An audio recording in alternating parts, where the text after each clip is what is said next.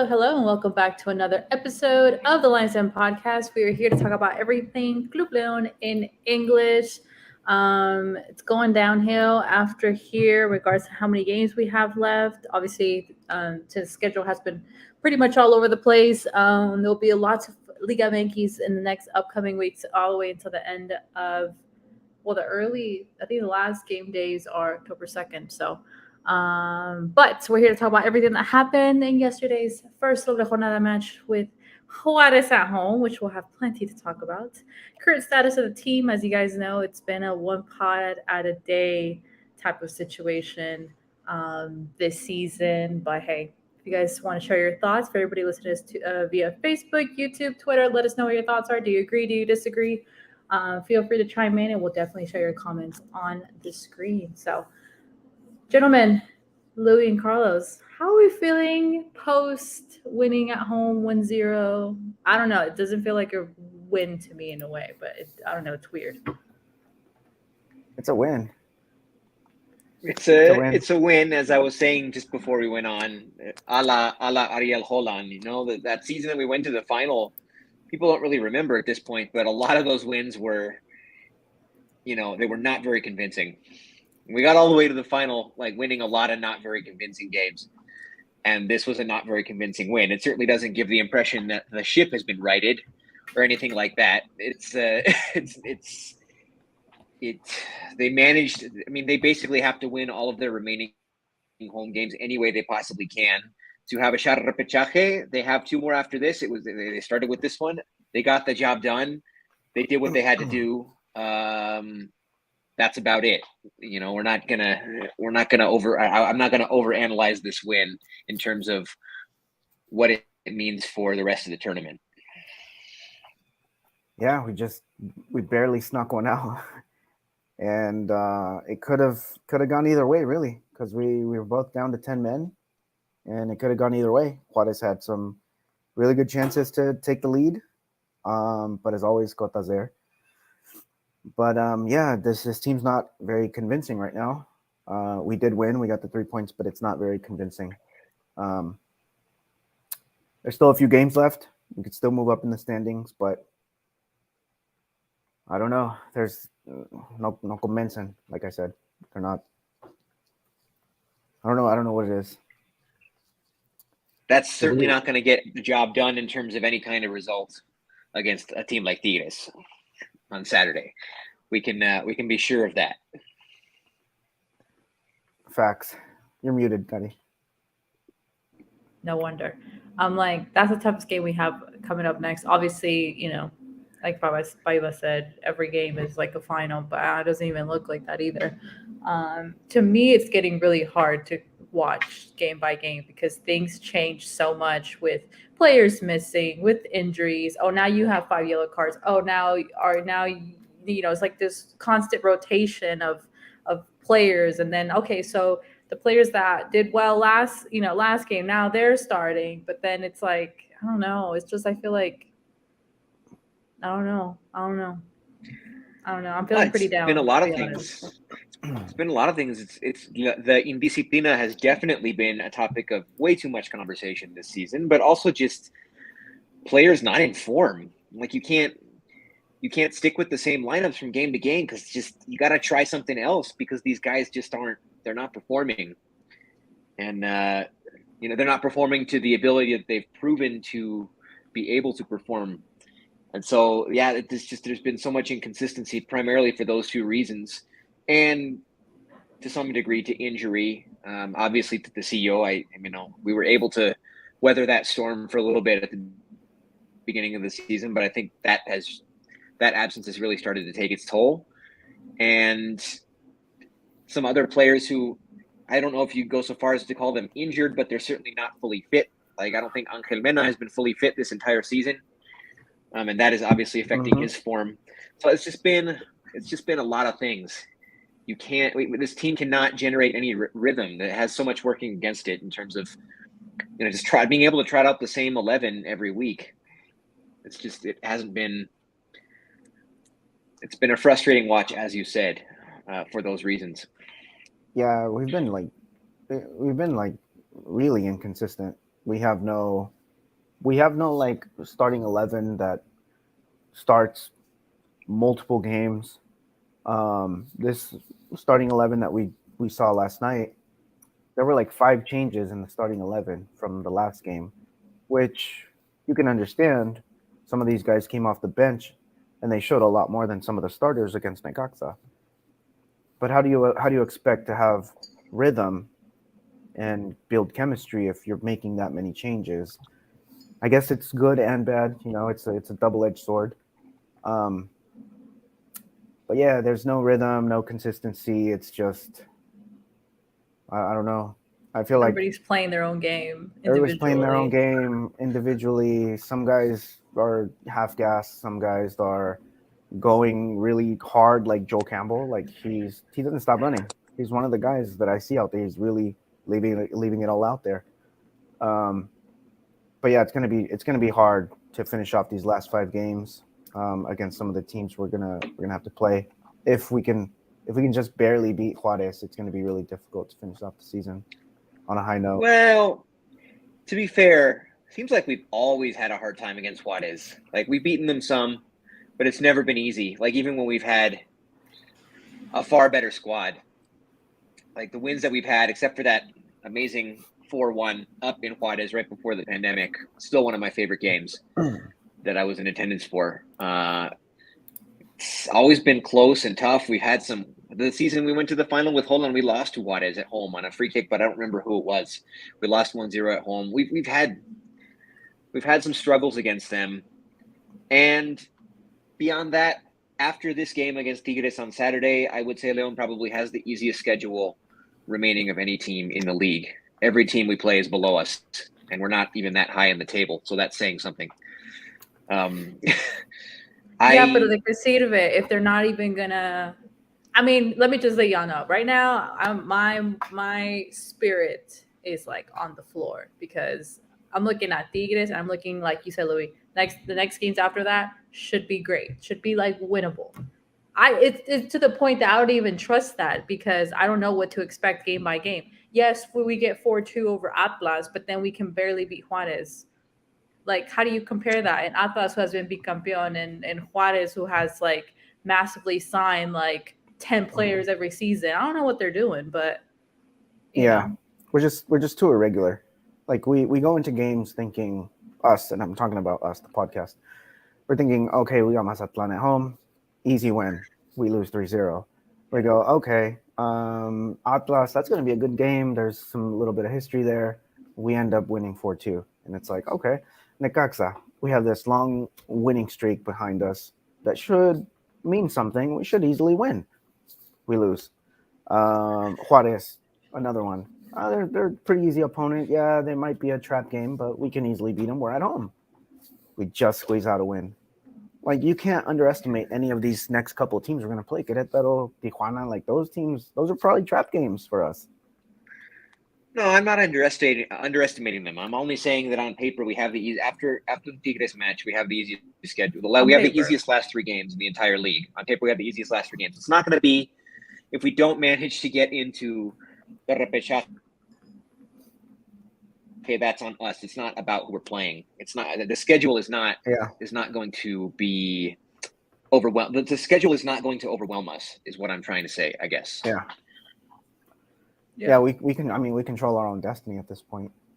And that's what they don't understand. I don't know if it's something mentally, but it's like last season, dependieron de ellos mismos. What happened? They blew it. This season, at this point in time, with the remaining games, they depend on their very own self, nobody else. And I don't know. Breaking news: Nacho Ambriz just got sent off in the Tigres Toluca match happening right now. Yeah. Wow. Too much Did that ever dissent. happen when he was with Leon? No, right? I don't No, think so. I don't think so. Well, Yeah. poor Nacho. Pobrecito. Senako in the comments said, unfortunately, I was able to watch the game with Necaxa and Juarez. I think you, Senako, you weren't able to watch it, but you're glad I we think he won means the he was last. not able to watch. Yeah. Yeah. Glad we won. I mean, Yes. Sanako, if you want to go back and watch the replay or watch the highlights, at least watch the highlights. It wasn't anything. It wasn't spectacular. pretty. No. It wasn't pretty. I mean, yes, you like to see the points add up. Yes, we got 3 points plus 3, but the way we did it is just, it's not convincing, and it's a little. No, it's a I little would say still watch. I would say still watch the extended highlights, especially like if you get like a 10-minute highlight package for the Juarez game, that will give you the whole narrative with Salcedo and the card and the sending off, and okay. then Salcedo making the error that led to the goal. If you can get like an extended highlights package, I think it's worth it. With the Necaxa game, I would say just skip to like the last minute of the highlight video. That's all you need. That's all you need to watch on that. Yeah. Everything else is frustrating. Yeah. But okay, well, let's go ahead and dig in. Carlos, are we ready for the pregame? Let's go. Let's do it.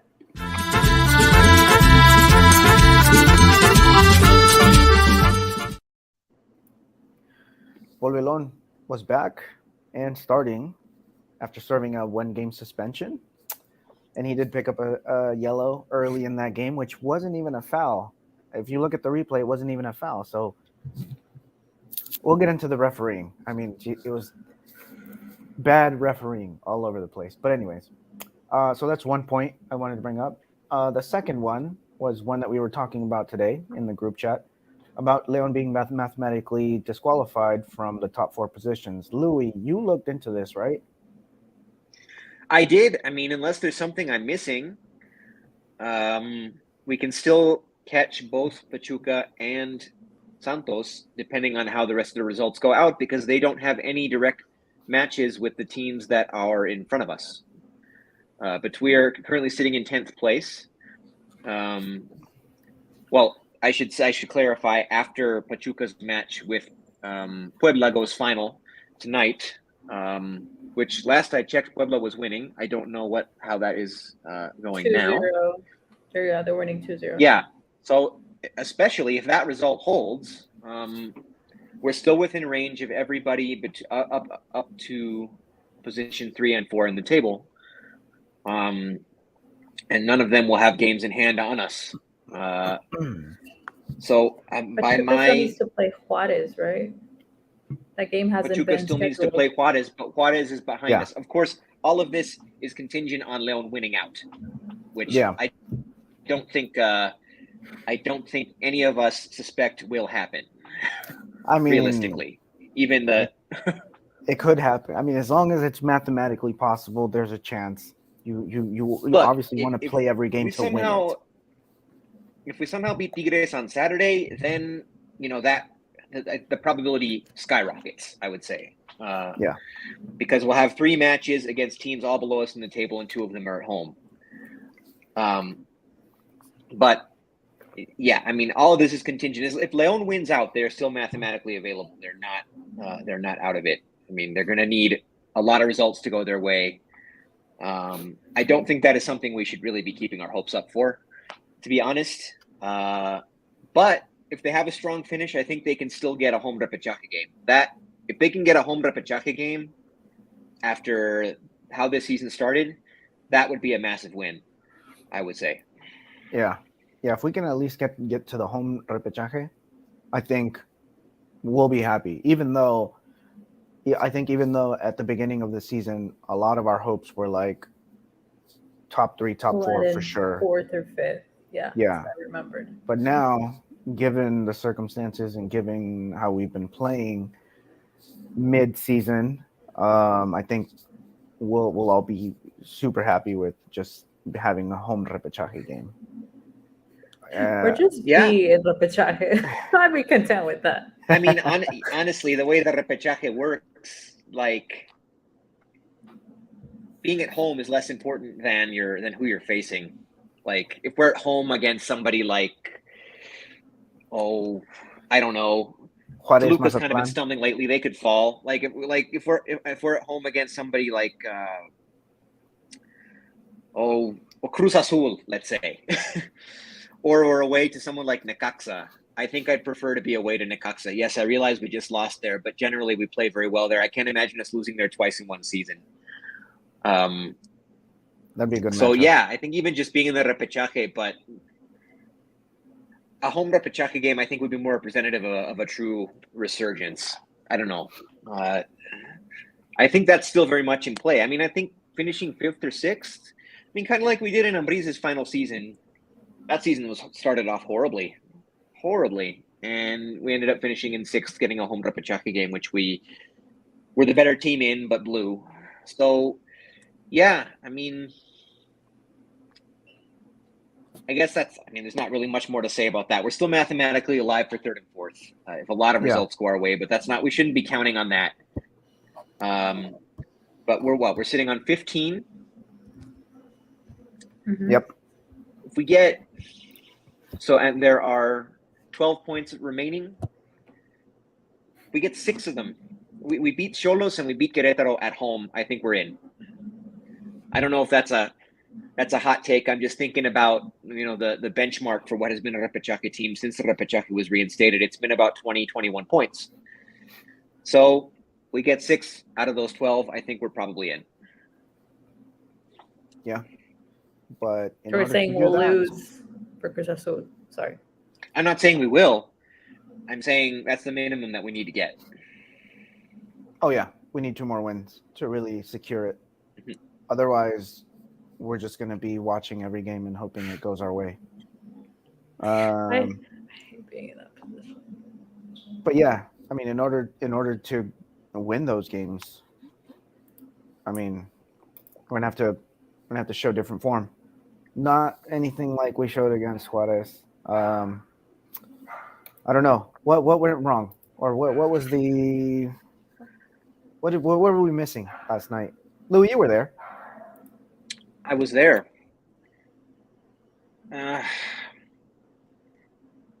This team just doesn't know how to respond to adversity. They kind of curl up into a ball and collapse. And I don't just mean within a game. I mean from game to game. So they got the big win against Atlas. Got a kind of a soul-crushing, devastating loss against Necaxa, which certainly left a better taste in my mouth, leaving that Necaxa match having lost only 3-2 instead of 3-0. Yeah. But in some ways, it made it even more painful because they came so close to getting something out of that match that they really didn't deserve. And then they didn't. And so it was kind of even more crushing. So that was a very, very crushing loss. So, I don't know, they kind of came out flat when they just don't know how to respond when things haven't gone well, either within a match or from match to match. It's happened both ways. And Juarez was really on the front foot that whole first half. Really until going down a man. It was amazing how easily they were just controlling the possession on our pitch. But more than that, just how much we were letting them do it.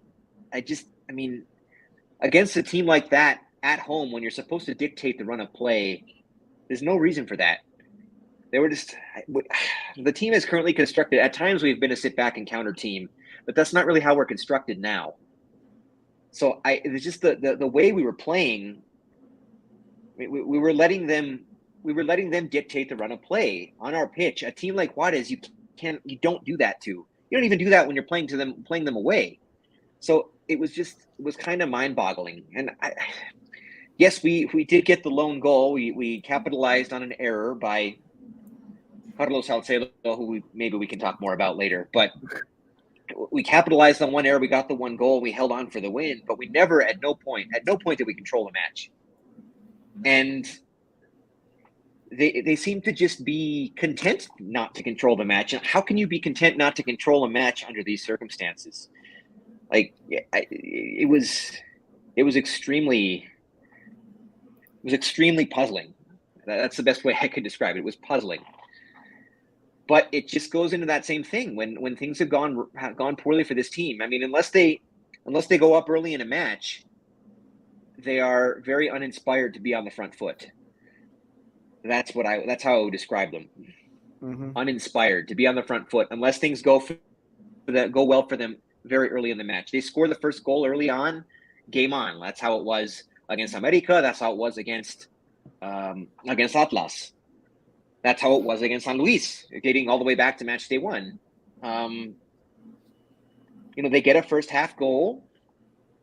They're the aggressor.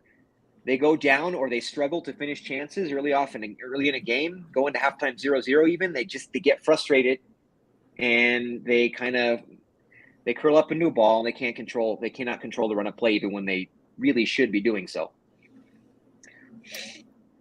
Yeah. I guess that's what I would say about it. I think a lot of it has to do with attitude. A lot of these guys don't really come out with that same attitude, that same grit that they had when we played America. When we played America, everyone was ready. It was like they were running on hot coals. Nobody was standing. Everybody was running. The one guy who wasn't running was Fede, and he came in later, and he got an earful from Paiva for not running. I think that's just what it is. It's attitude. It's just wanting to win, wanting to be the aggressor. And Louis, maybe you can talk about this, but I noticed on the broadcast that as soon as we scored that first goal, the stadium just was lit. Like everyone was screaming, and that energy kind of radiated off on the players because the players started playing. You could tell we started playing a little better. We had a few chances. So, maybe that's what it is. You can understand how. I mean, it's not just frustrating for the players. It's not just frustrating for Paiva. I mean, imagine how frustrating it is for the fans who continue to attend the games. They just have all this pent up energy. We want to explode. We're just waiting for that opportunity to explode. So yeah, I mean, I absolutely think that played into it, Carlos. I think they were just waiting for that moment to explode, and it was a mistake. It wasn't a goal that came from 6 good passes or anything like that. It was just a mistake that we capitalized on. It didn't come from anything beautiful, but at that moment, it didn't matter. We were just waiting for that moment. And side note, you can tell what it means to Lucas Di Iorio. I mean, he started off hot in the season, went several matches without scoring. Most of those matches, he didn't even get one good pass to handle to try to get a shot on goal. But the guy always hustles. The guy always competes. He always tries to get a foot in there. He and Cota are the most rescatables of this season. I don't think a lot of people are saying it. It's not something I made up. But it's worth mentioning here. Iorio always goes out there and I mean, he wants to win. He wants to make an impression in this league, you can tell. And that's what that goal was about. I mean, he doesn't give up on any play. Might not always go well for him, but he doesn't give up on any play. It was the whole game. It was every chance that he got. Sometimes it seems like he's a little too selfish. Mm-hmm. He might have like an open player, an open teammate, but he decides to take it himself. And 90% of the time, it's a shot on goal. Like he had a really good shot where Talavera blocked it, and there was nobody there for the rebound, but it was a good shot. And we've seen him make that shot against Pumas. This time, Talavera obviously he's a much better goalkeeper, so he blocked it. But yeah, like you said, he wants to win. He has 6 goals. He's right there fighting for the goal scoring champion title, and I think he's going to be there. 2 behind Henry Martin for the top spot in the goal table. I think there's games where Di Iorio, to me, could have done more, could have helped more. Obviously, there's some the goals that he has missed that honestly he could have been, well surpassed Henry at this point. But nonetheless, I mean, he's our player. He has 6 goals. They've helped us out, especially yesterday. I mean, if it wasn't him, I don't know who else would have taken advantage of that situation. Davila could have messed it up. Davila had a terrible game. According to SofaScore, Louis, I'm sorry. I want to see what you think. According to SofaScore, OSV, quote unquote, was rated the highest player. But there's a loophole through that because I say Paul Belon had a better had better game because he had 97.6% of accurate passes. So to me, he was the best player yesterday. Because he was 97% accurate on I his don't know passes. in what world you could say that Ozzy was the best player in that match. Well, look, I'm just saying. I mean, in green there was Cota 7.6, Byron 7.3, Balbedon 7.3, Chapito 7.3, Joel Campbell 7, Lucas Iorio 7.1, Yairo 7.7, and then Osby had 8.1. I mean, it's probably just a bunch of statistics and numbers that they crunch up and come up with that figure. I mean, from Doesn't 10 mean ground anything. duels, he won 7. He had 55 touches, 29 of them were accurate, so he had 93%. Doesn't of those. mean anything. I'm just saying. I think advanced stats are great in baseball. In soccer, I think they're pretty much meaningless.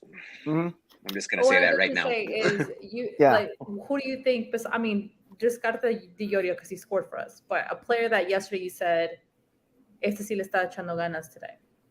You know, who came out to a standing ovation or a round of applause, Louis? Yairo, and who else? Yairo came out to a standing ovation, people chanting his name. The guy and he, I don't know if the cameras caught this, but he grabbed and He did, emphatically kissed the shield. Really? Yeah, he kissed the shield and yes. he took off his shirt and he gifted it to one of the fans, I think. So he walked back. I didn't see that. Shirtless. Mm-hmm. Well, whatever he was wearing underneath, but the other player who came out, I heard to a standing ovation was Luis Montes. I didn't think he had a bad game. Didn't have a bad game. He didn't have a great game either. I mean, the precision on his long passes that used to be his bread and butter, and it's just not there anymore. Yeah. But the guy's trying. I mean, it doesn't look like he's checked. He didn't look like he's checked out. I mean, if that's what you mean by he didn't have a bad game, it certainly didn't look like he was checked out. He's trying. He just doesn't have. He just doesn't have. He doesn't have the quality anymore. Yeah, he has. I think he doesn't have the speed anymore. I think quality is, but I think it's just speed and agility. It's very predictable. And the pinpoint precision on his switches, like that. I can think of so many instances where he just made this pass. Like, how did he find that teammate on the 50 yards away with that pass? And he just doesn't have that anymore. Yeah, whatever Nacho Ambriz did to him when he was here, when he first got here, got him to the best level we've seen since 2014. For sure. And then since then, it's just he's been in decline. Definitely. Shout out to Josue. He said, I miss you all guys. Sorry, due to work, I've not been able to watch you guys live. Well, I'm glad you're watching us now. Also said, I feel Di Iorio needs more crosses. Despite that, he's still scoring. And also said, if Yairo / Lias or Byron starts putting good crosses, I think Di Iorio will explode. Joseli got a lot of good passes from Elia, Arizala, and Aris. Like Louis had mentioned. And Britos. I miss Matias and also Britos. Yeah. Like, well, that's a saying. If we had the Elias of 5 years ago with Di Iorio, that would be a match made in heaven.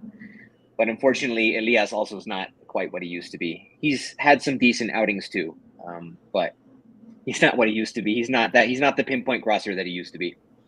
I just think this season a lot of players have not been up to where we have put them before. I don't know what it is. It's just obviously we know Elias is a good player. This season, he's kind of been in limbo. También Chapito, también a lot of the players. I don't know. I just want I wish there was a restart button to this season. Yeah. Yairo's certainly not a pinpoint crosser either. For as good as he is and as much as he does and as much heart as he brings, he's playing on the wings and he's not a pinpoint crosser. So that's not helping Di Iorio out either. Another thing I wanted to bring up about Di Iorio, shout out to the great Mota on Twitter. Mm-hmm. He said yesterday, he commented, he responded to one of my posts. He said, I'll celebrate Di Iorio when he can do it more than once in a blue moon, meaning scoring. He says the planets shouldn't have to align for a striker to score goals. And I said, well, if he shows up once in a blue moon, he's still only 1 goal away from like the league lead. Yeah. So it might be a good thing. This might be the only good thing we have going for us this season. We might as well root this guy on. Like, if we don't win the championship, at least have somebody who's, scoring champion or doing something good in this team. I also still have high hopes for Byron Castillo. Maybe not this season, but going forward. I think he's gonna come back with a vengeance next season. I think Paiva will come back with a vengeance next season if they don't fire him. I think they're not gonna fire him. I don't think they're gonna fire him. They're gonna let him go 6 games in and evaluate at that point in time. I don't think so either. What are you saying? 2 games in, all right. No, it's because I think they hired him long term. Like, I really think they're trying to do something with his project here. And a lot of these guys that Louis just mentioned, Byron, Paiva, and Di Iorio, those are all this is their first season in Liga MX. Like, you need more than just 1 season to really make a judgment on whether they can play here. Obviously, Di Iorio's already proving it, having 6 goals. Byron's already sort of proving it. He just, I don't know. He just needs to figure out how to play in this league. And then Paiva, I mean, he has to learn how to coach here at this league, at this level. It's different than Ecuador. And I mean, cut the guy some slack. Every time he plays one of these opponents is the first time he's ever faced them. Yeah, like he does, and he's not coming from another Liga MX club. He doesn't. Every team has a defined style with which they play, given the combination of players that they have at their disposal, and he's learning on the fly. Yeah. I think next season will be better for him. I mean, I also thought Holland's season would be better than the first, and obviously that was not the case. So it could go sideways. Yeah. It could go sideways, but I don't know. They just don't seem like the same kind of coach. I think Paiva seems like the kind of guy. I mentioned this before, that I think his next season will be better than this one. But I continue to think that, despite of how much has gone wrong. Yeah. I think but I mean, I also think this offseason, in terms of bringing in new players, another creative player type like Chapo, so that Chapo isn't the only option. Not necessarily number 10, because I think a traditional number 10 is, we're kind of phasing those out in the modern game. You're getting most of your creation from the wings. But I mean, or another deep lying playmaker type, somebody like Colombato, who played in a contención role, but wasn't really a contención. He was more of a creator. Somebody like that. We need a replacement for Colombato. I'd say we need, I don't know, another right winger who isn't someone to put pressure on Mena and Elias if they're planning on keeping those guys. Yeah, we need to shore up certain positions, because we've got another Conca Champions run waiting for us next season. Next season. Yeah. Now we've got another Conca Champions run and the inaugural version of the new and improved Leagues Cup. I mean, we're not going to be able to compete in any of that unless we shore up this roster significantly. This is kind of like the last season that we can kind of just make do with what we have. I know we did bring in some refuerzos, but most of them were already within the grupo. I mean, Byron was the only one who wasn't. Look, if we can get Ponchito, we have a good eye on next season. I wish that as good as Davila is, he's been inconsistent this season, and obviously he's persona non grata right now with his childish behavior. That was just unnecessary.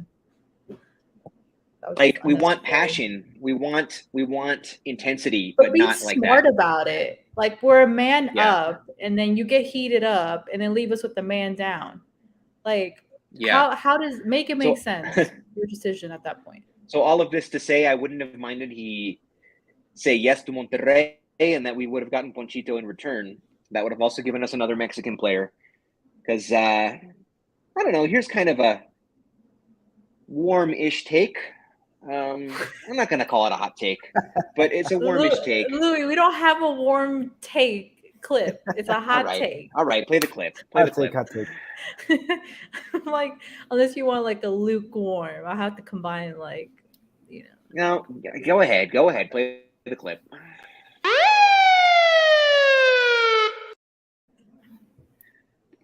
I do not think we should have used that last NFM no formado en Mexico spot on Julian Celestin. I think that was a mistake. We should have used it on a midfielder after Colombato left. A contención. Anybody. I don't think we should have used it on Celestin because that guy ain't doing anything for us. Well, I mean, give him the benefit of the doubt, Louis. Like, we're giving Yeah, a I lot don't of his know. players the benefit. I was of going the to give doubt. him the benefit of the doubt, but I mean, Belon He's adapted it right away. yes, pero él juega en México. Celestin's yeah. coming. Yes, but Celestin's he's never coming played in from- Liga. He's never played in Liga MX. He had only played in the Ascenso. Yes, but the type of energy and fouls that he creates, we know aquí en Mexico marcan todo to the exact little dot. Over there, they don't mark silly things like that. So he's coming in aggressive, like, which I like aggressiveness. But here, tarjetas, I'd give him another fouls. season. I'd Yeah, give him you another another season. season. I'd give him a full season. I don't Because- know. How often did we say that about Kagelmacher? I don't know. Well, now we but know. Not Will- convinced. He was 34. He's Look on at his his way age. out. Yeah. Yeah. And I think the idea that we I were don't know. desperate for someone else, and then he came along, we kind of were like, okay, being a bit Yeah. passive about When it. But I he's- just think Julian is his 24. production we could have gotten in house, but we could have used that spot on something a little bit more pressing, especially when Colombato left. I think they underestimated what a hole that would be, and Yeah, well, I think they should have tried to fill that first. Well, the reason we went out to get Celestin was because Pedro Hernandez was injured, and so is William Tecillo. Those are two center backs that could be starting that are missing. So you go out to get Belon, but you gotta have at least one backup in case one of those guys goes down too. And Otherwise, look at this season you with have the cards otherwise come you in. otherwise you have no center backs. You have one. You're literally riding every game on Steven Barreiro's back. And even Fidel has been I'm playing. not sure as a I center agree back. because now they've opted to play Ambriz as a center back instead of using Celestin at all. But That's what I'm getting at. But I don't think that was the original plan. I think that's just coming up with new ideas as you go because you don't have enough men. I don't think Paiva planned out to play Ambriz there. I think he said, you know what, we don't have anybody else there. Ambriz, you're up next. And even when he started Celestin as a center back, when he did the line of three, that's how Julian used to play, and that's how Paiva used to play back then. So I guess maybe he was trying to bring some of his old ways onto this team. I'm sticking with Julian Celestin, and I'm keeping him until he proves me wrong. Yeah, I think if we can cut Paiva some slack and we can cut all these other newcomers some slack, we can cut Celestin a little bit of slack. Let's give him a few consistent starts, maybe a whole season, for us to really make a judgment. He hasn't really had that many minutes. I don't know. I don't think it's going to happen for him. I guess that's the last part of the hot take. I don't think it's going to happen for him. I'm happy to be proven wrong, but I hope to be recognized. I hope to be recognized as right if I end up being right. Look, if you're right, I'll prepare a special clip for you. If you're right, Okay. Cuando lo despidan. And Carlos will get the round of beers for everyone that he said he was going to get if we tied the game against Necaxa, which we ultimately did not do. I really thought they would, though. I really thought they would. They were on a little momentum. I was like, in that last play, I was like, can you imagine? Dude, Davila scored. Yeah, I mean, it was within inches. It was within inches of happening. And imagine if it had been Cota to score it. That would have been. Yeah. That would have been insane. Crazy game. Another stat I wanted to bring up, which I think is very interesting. They talked about it on Tribuneros.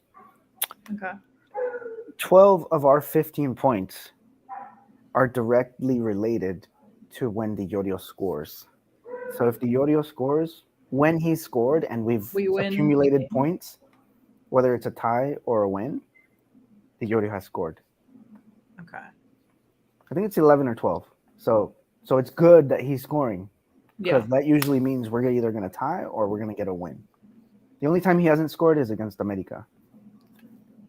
Dang, that is true. He didn't score against America. And we got those 3 points. But every other Okay. game where we've picked up points, he scored a goal. So That's not bad. That's a good stat. So That is a good stat. shout out I mean, to it makes sense. Tribunero. It makes sense. I mean, you kind of your I guess your offense is only as good as the man up top. In some respects. Yeah. Yeah. It's a good measuring stick, at least. Josue said, because I asked him what he thought. Celestine is not a bad gamble because we didn't have a lot of options for Liga MX players. Nah, Liga MX players, no, but like we got Belon from the Ascenso. I think there is someone else in the Ascenso, a center back in the Ascenso, starting from one of the better teams in the Ascenso, let's say, who could have filled in just as admirably as Celestine this tournament. But okay, Pero Louis, ¿quién? my question: what is it of Celestine que no te convence? What exactly is it? Because I don't get it. The aggressiveness is something that he should have been But you made have to give aware him the of before benefit he of the played. doubt. He's his first time in Mexico. Like,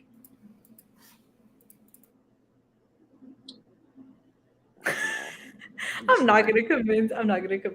Yeah, I don't know. You gotta take more into account. I'm not other convinced. Than just, also, he's slow to his marks. It hasn't been there. I'm sorry. Also said if he does I want it to good, be there, but it hasn't been there. resell.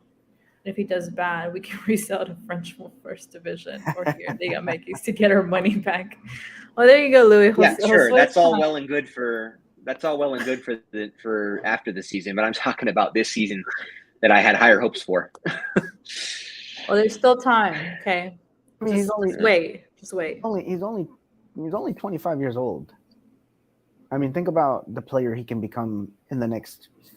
I know I already know the responses I'm gonna get, but think about the player he's gonna become in the next 5 years. If we can really breed this guy into a player at 30 years old, like he's gonna become a William Tecillo. He's a lefty, and especially if he continues to play in our squad, like this guy I think can blossom into something. 25 years old, like that's still pretty young. Because what if we get rid of Barreo for some reason? Then we have Belon, Tecillo, and Celestine. I mean, Tecillo's not gonna last us forever. No, but don't He's say already that. 32? Look, don't say that. He's 32. I He's just not need gonna him to last get us back. forever. No, he's not. Just like we've said, the thing is with this season, I know at the beginning I was very optimistic and I kept getting a benefit of the doubt. And I still do, but to a certain extent, because to me, it's like, okay, it's growing pains.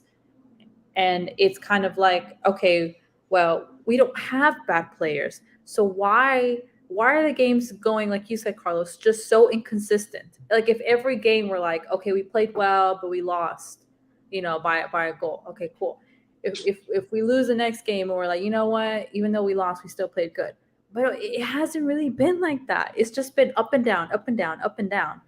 So, I'm still giving him the benefit of the doubt, but it's just hard to see what next game is going to bring us because it's like a You just coin don't flip. know. I don't know. Yeah, you just don't know what you're gonna get with every game with this team.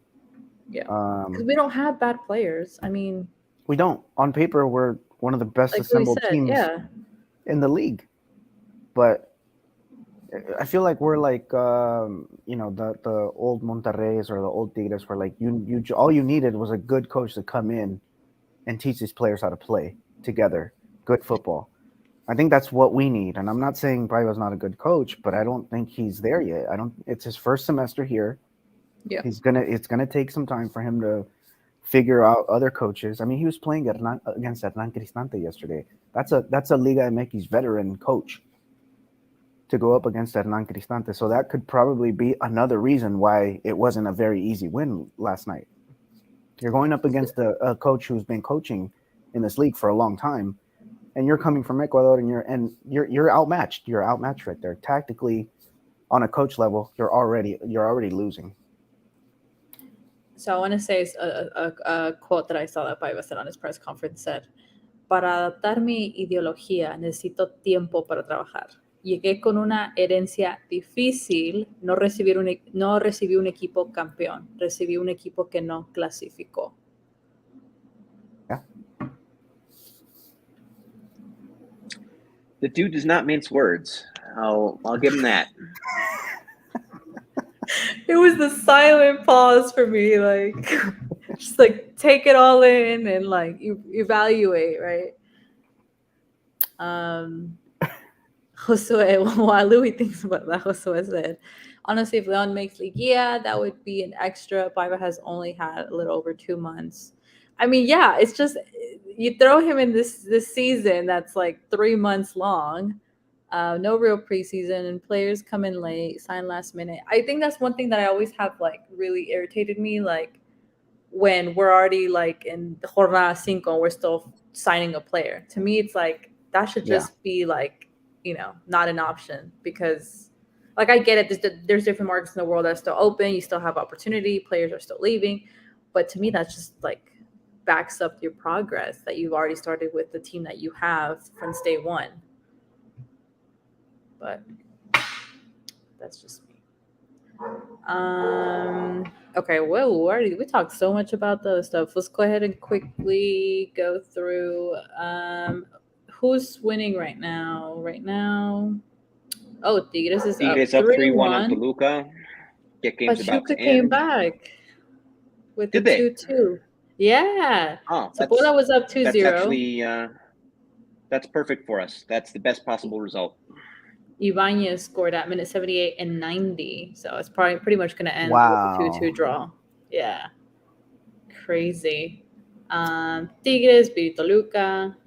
So up next at 9, we'll have Mazatlan Atlas, Xolos versus Chivas. And the game that will be interesting to watch will be Pumas Querétaro, because Pumas is on another planet versus a terrible Querétaro, which we have yet to face. Santos beat Necaxa 3-1. How did they win? I'm really not sure, guys. Necaxa didn't play that bad. I think Santos just got lucky. Necaxa isn't that bad of a team. I mean, I'm not just saying that because they beat us when I thought they wouldn't, but yeah. No, they're sneaky good. I mean, they're always sneaky good, but then they sell off all their players, and they can never build a project. Yeah, definitely. Monterrey beating Cruz Azul 3-2, and no surprise to America beating San Luis 3-0 yesterday. So today we'll conclude the end of the first part of the doble jornada, and then we'll move on to games Friday through Sunday.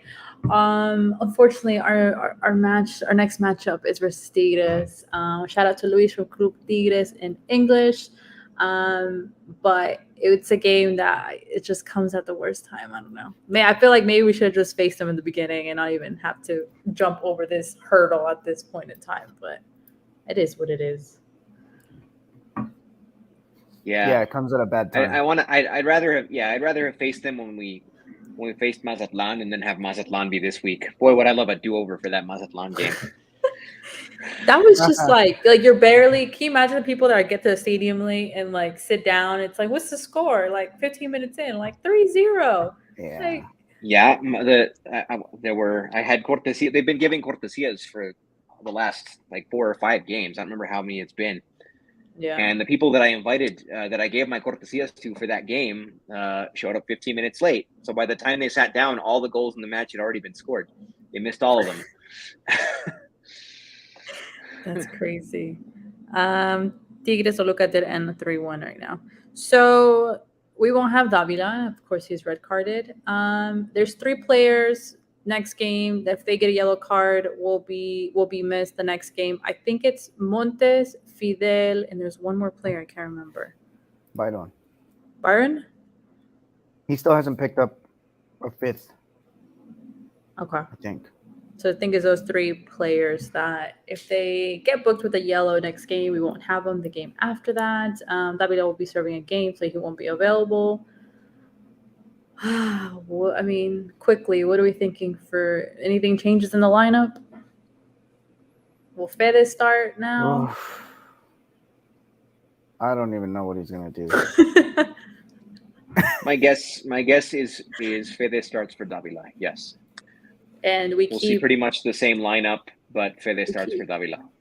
we start Joel Campo. I want Joel Campo to start again. It's on Saturday, right? Yeah, Yes, it is on So Saturday. we get one more day of rest than Tigres. Tigres. We do, but they were home tonight, so they continue to be home, so they won't have to travel. I feel like that kind of cancels out any That's like advantage a- that one yeah. extra day Yeah. would give us. Yeah. I agree too.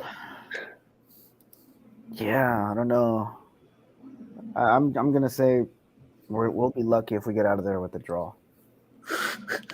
That's how I feel. If No, we like- get out of like- there with a draw, I think that would be a very good result. That'd be a win, I think. Now, would a 0-0 draw be better or a 1-1 draw? 1-1. Di Giorgio Oh, scores. Louis, you muted. I said it doesn't matter. Just the result, the point in the standings. That's all that matters. Yeah. Okay.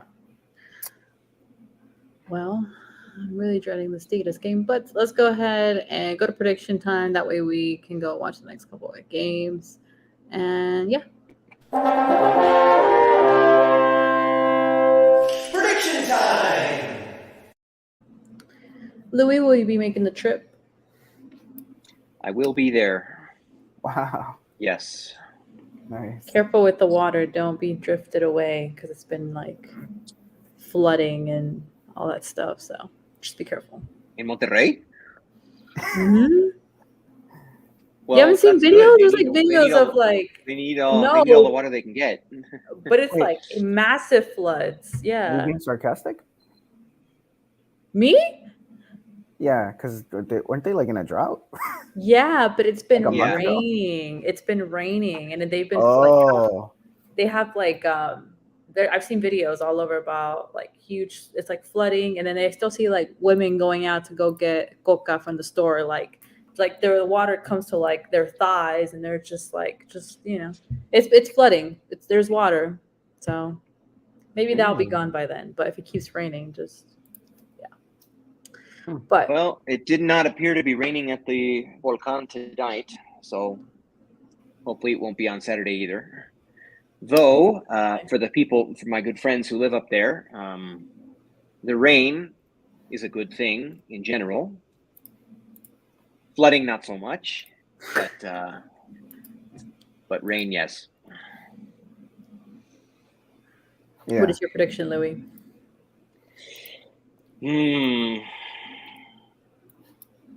You know what? I am going to be very conservative, so conservative to the point that I'm not going to predict a win. I'm going to predict, as Carlos already said, a 1-1 draw. Okay, and I will 1-1 be draw. very happy with that 1-1 draw. But in predicting that 1-1 draw, I invite the opportunity to be pleasantly surprised with something more. You know, the thing is, unlike the games in Monterrey, which are very rarely competitive, once in a blue moon they are.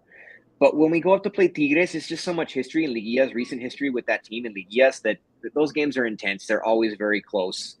They're always, no matter how we're doing or they're doing, like we go in there and the games are always very tight, and very intense. And anything can happen. It's probably going to be, you know, with the exception of last season when they came in and completely boat raced us 3-0. Most of the times we've played them have been very, very competitive as of late. And I expect that to be the case again. We get up for these games. Something about playing in the Volcan. We always get up for these games. And I think it's going to be a close one. I think it's going to be intense. And I think it's going to be 1-1. And as per usual, as has happened so many times when I've been there, we will score first, probably in the second half. And then just because that's how it always is, they will tie it up late. Okay. Louis says 1-1. Carlos? Oh man. I think I'm gonna go with the draw too. just to be different, I'll go with a 2-2.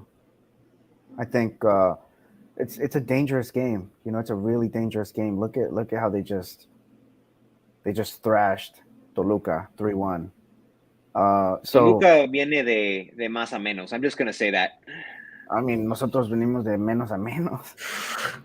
Like we can't get anything going. So like any defensive mishaps, they're gonna score on you. Like this is one of the teams that we like talk about, like all the luck we have defensively. Like any other team, te vacuna.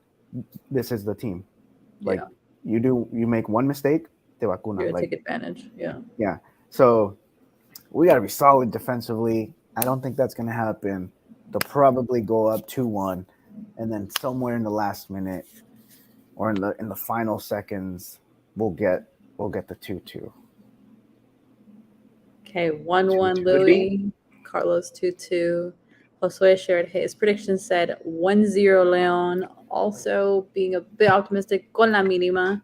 1-0, like when Elias scored that winner. See, Correct. if Josue's prediction is right, I mean, we probably need to buy him a beer, because if we get out of, we leave there with a 1-0 away, I mean, that would be And in that season, Leon, we were one of the worst teams in the league. That win was completely out of the blue. Tigres ended up going to the final against Chivas that season, and we were in a bad way. We didn't have a single centro delantero in that game. Yeah, and that game remains the one and only time I have seen Leon win in that stadium. Dang. Well, I've seen them go up a goal. I've seen them go up 2 goals. I've seen them take the lead in that stadium, even in the second half, more times than I can count. But they always come back on us. Mm-hmm. Well, I really hope that I'm wrong, and if one of y'all's prediction is good, and even if Jose's prediction is a win, then that's great. I'm going to say 0-0 draw. Really, no goal. Yeah, no goals. I think, like I mentioned in our chat, I'm at this point, I feel like from so much like glory and just good times until the end of Nacho Ambriz' era, and obviously, we've just been stumbling, and I don't know. My optimism is on the floor. They need to prove me wrong to the end of the season. So I'm gonna go with the 0-0. If we get a win, awesome. If we even look like we're winning, and then we get leveled up on. I mean, at least we scored away. But yes, so I say 0-0. So we are predicting, except for Josue, a draw. Will be very interesting to see what happens on Saturday night. I'm gonna see if my uncles are going. I have uncles that are always at the Tigres game. I'll be like, if you see a guy dressed all in Leon, that's Louis. He's the one I do the podcast with. But are they Tigres fans? Yeah, they're Tigres fans. Yeah, unfortunately. Yeah, right. I know. Yeah. It's like I have Tigres fans in the family. I have Monterrey fans, Cruz Azul fans, Pumas, and I even have an aunt that goes to America. We're like, why? And she lives in Monterrey. It doesn't make any sense, but wow. Whatever. Anyways, but yeah, Tigres fans. I don't think they're my least favorite fans anymore, but man, they're still up there. No, they're up there. I mean, I love my family, but they can get really annoying with their Tigres stuff, and they're blinding. And then when I see them, they're always wearing the shirt and the blinding yolk color. I just can't stand it. I can't stand it. But anyway, this season, I think Chivas and America, their fans take the prize of the most annoying fans. And Atlas is creeping up there over the past year. Oh no, I think they're up there for me. They're up there. I can't. No, yeah. I can't. Okay, guys. So that is it for us. Thank you guys for everybody. Thank you for Sanaku and Jose for chatting with us and sharing their comments. For everybody watching us on all social medias, YouTube, Periscope, I know I shared it on Facebook, anywhere else, even if you listen to it after with no video on Spotify, let us know what your thoughts are. Hope you enjoyed this. If you guys are unable to watch for any reason the game, don't forget to follow Club Leon EN to keep you updated with the live scores and content. If you want to listen to it on the radio, download a radio app like I have done, and go to 99.9 FM, La Estación de León. They will have the game there for you. Either or, don't forget to tune in. And hope you guys enjoy this podcast. And we will see you guys next week on another episode of the Lines In Podcast.